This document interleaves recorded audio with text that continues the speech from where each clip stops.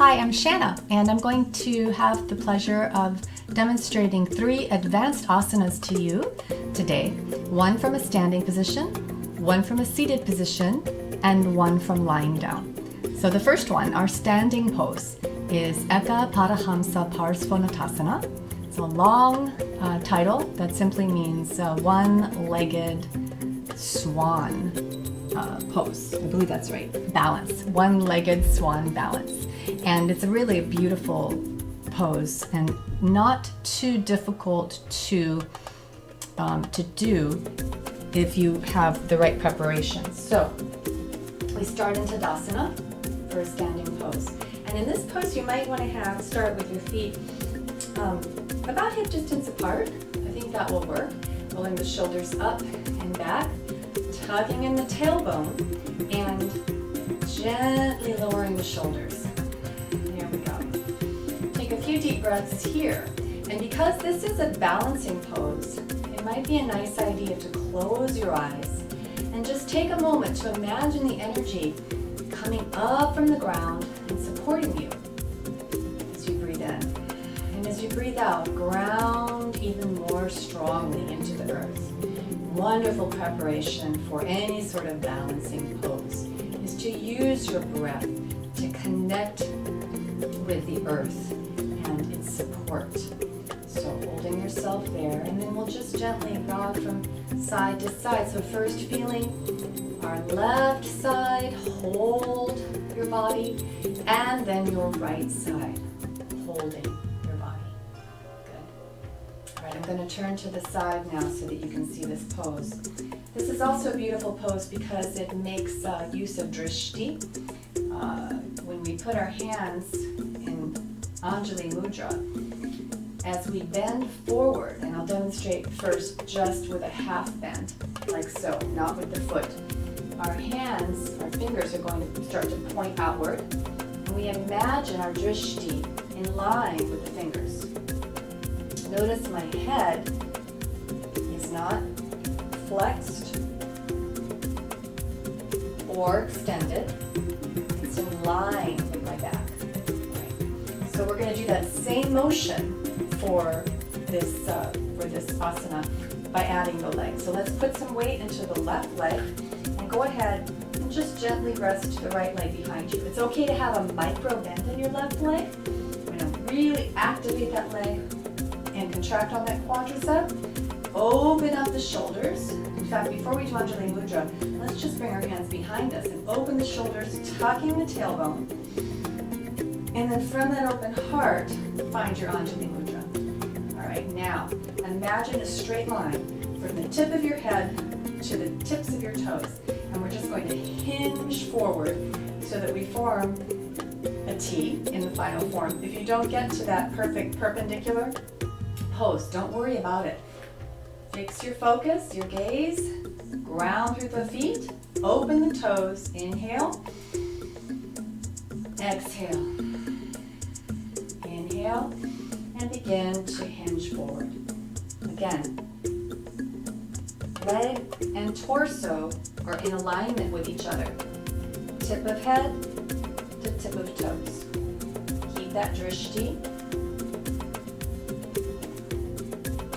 Inhale, exhale, inhale, hinge back up.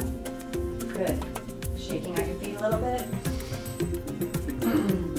Realigning into your mountain pose. Feeling the difference between the two sides for just a moment.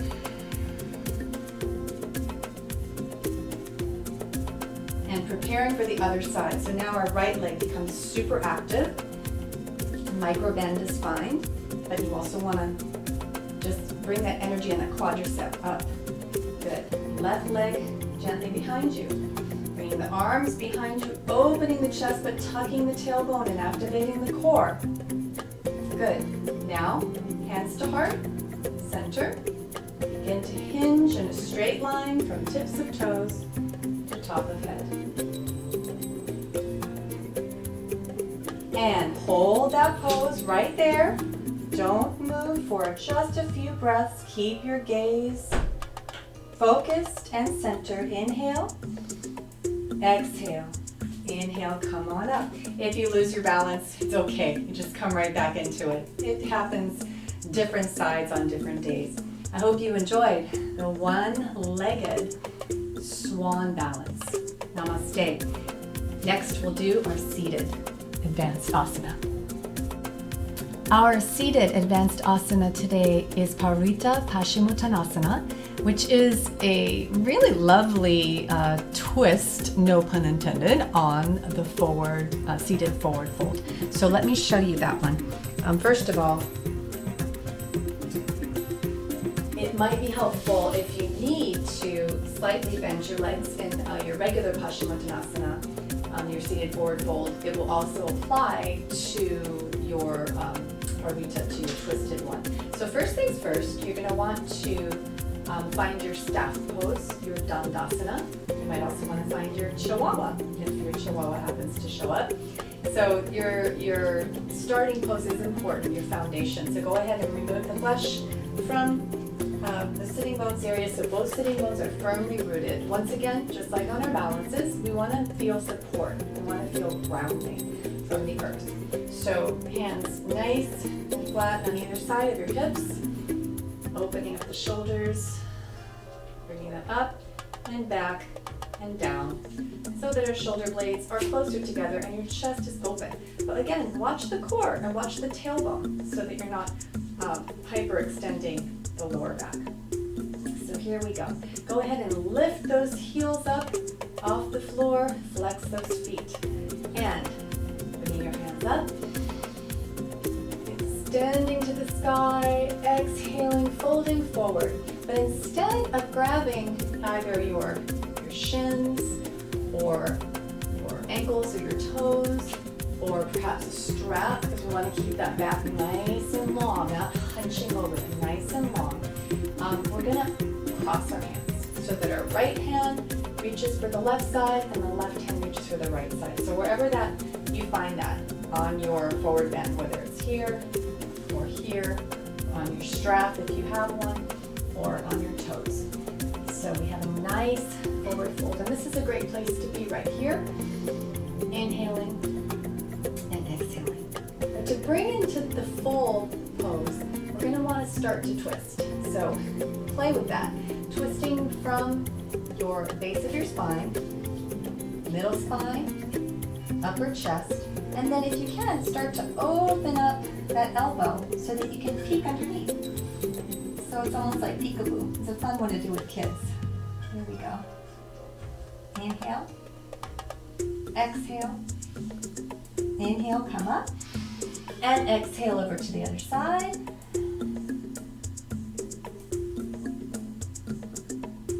Good, back to center. Inhale, lengthen the spine, exhale, folding forward. And now remember which hand is on top. I'm just a nut about switching sides on poses. So right hand's on top. In my case, I'm going to inhale, come up. Exhale, reverse the cross of my wrists. Reach tall. Exhale, folding forward. Again, grounding opposite sides. Like so. Reestablishing your nice long spine. Inhale. Exhale, beginning to fold forward. And when you're ready, we'll do that peekaboo twist again. The left and the right.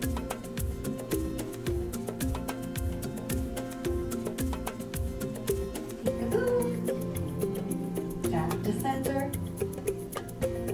Coming on up.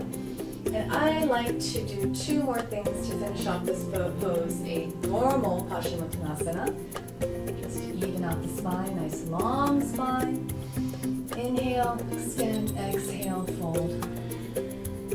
Watch the hyperextension of the neck. I always have to watch that. Inhale, extend, exhale, fold. Bringing the elbows out. Inhale, extend, exhale, fold. Coming up to a neutral Dandasana. And then, if you like, a quick counter pose with our reverse staff. Buddy, how can I do it? How can I do it? You nut. A reverse plank, forgive me, a reverse plank. Sorry, Chihuahua. There we go. Shoulders back.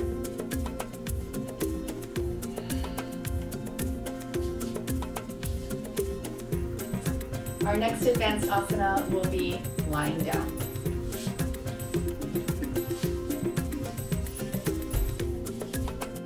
And now for our third advanced asana, Eka Pada Sarvangasana. I'm loving the way that we can put our poses together with Sanskrit. Eka, meaning one, Pada, meaning your foot and leg, and our Sarvangasana, forgive me, is our shoulder stand. So the reason I really love this one is that I tend to, just like Steve did in the demo, I tend to come into plow first before going up into the Sarvangasana, the shoulder stand.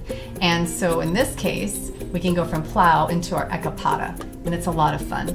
The only thing that I'm not quite sure how he did so well was to talk while in that sort of Jalandhara Bandha position. Another thing I want to point out is that for contraindications, I have a very bad neck. My C5 through C7 discs are slightly herniated, bulging, degenerative disc disease, you name it. Yoga has made a big difference. But I do want to say that this is not a pose that aggravates that injury. It just goes to show you your body is the best teacher. This actually helps it quite a bit because it actually opens up the back of my spine. So that wonderful flexion is really good for my particular neck injury. By contrast, I did want to point out there are some of these advanced asanas that are very bad for my neck, and many of those are the ones that Steve demonstrates so well, the strength-oriented poses, ones where I really have to put a lot of pressure on my shoulders, because what that does is it aggravates the muscles in the areas that are directly attached to the neck. Without getting too technical, it hurts, and so I tend to avoid those poses, even though neck isn't contraindicated on those. So just as an FYI for future, for your students, if you have someone who has a neck problem, sometimes the ones that involve the neck are just fine, and the ones that don't, but that involve any areas that support the neck, can be very contraindicated. So without further ado, let's go ahead and do our Eka Pada Sarvangasana. So we'll start in a seated position. And of course you want to make sure you're warmed up. And then scooch up a little bit on your mat, toes toward the front of the mat, and we're just going to roll down, tighten that core, begin to flex that body inward, one vertebra at a time. Good. Mindfully coming down. If that's difficult and your student needs help, then they can use props to come down. And just take a moment here to tuck the shoulder blades underneath you, tuck the chin, extend the legs, and just relax. For a few breaths, just noticing how the energy feels in your body. Nice. All right, from here, you can begin to lift the legs, again from a bent knee or a straight leg. I think the bent knee would be a little easier on the lower back. So beginning to bring the legs up, like legs up the wall pose, and then hands flat on the ground, beginning to put that weight, or that support that you're feeling from the earth is going to begin to transfer now into the arms, the triceps, and again, tucking in those shoulder blades really makes a difference. Core strength is important here as well. So now we're going to lift up and over into plow pose. So inhaling, exhaling. Inhale, lifting up. Find that core strength. All the support is right down here on the triceps. My neck doesn't feel anything but good. And now, if you need a block behind you, if your toes can't reach the ground, then a block is very helpful. You can roll your shoulder blades a little bit more, listening to your body. Again, all the support. There's none in my neck, no pressure on my neck. All in the arms, triceps. From plow pose, you can lift up one leg, Eka Pada. Really feeling that in the arms too. It's a wonderful stretch for the lower back as well. Keep breathing. Inhale. Exhale. Inhale, bring the right leg down. And other leg comes up. Good. Keep breathing. Inhaling and exhaling. Good. Find that place in the pose that feels like your edge without going over. Maybe little micro movements or rotating the ankles. Nice to do. Pointing and flexing. Good. Back to your plow. And then from plow, you could even try your head squeezing pose.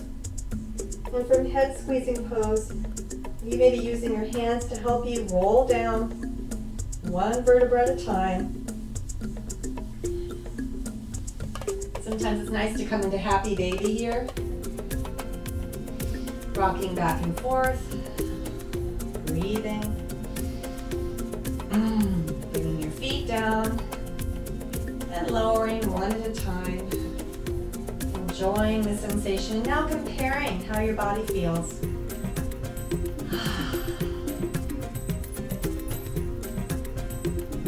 Rolling over to one side. And coming up. Enjoy your advanced asana practice. Om Shanti.